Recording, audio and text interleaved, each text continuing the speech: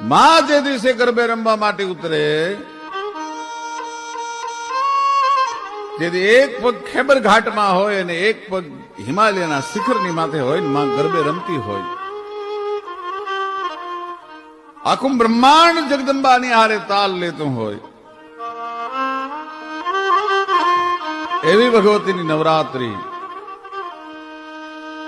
ગરબાનો ઘણા બધાએ પોતપોતાની રીતે અર્થ કર્યો છે, પણ ગ એટલે ગાવું, ર એટલે રમવું અને બા એટલે માં.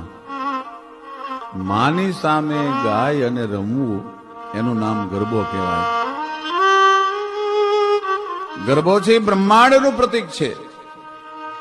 નિશા સાંભળી કામલી ગોટ કાળી નમુ કાળ રાત્રિ નમામી કરાળી તુહી તારલે જોત ઝીણી જબુ કે ફરે ગાપ કા પંથ ફેરા ન ચૂકે તુહી તારલે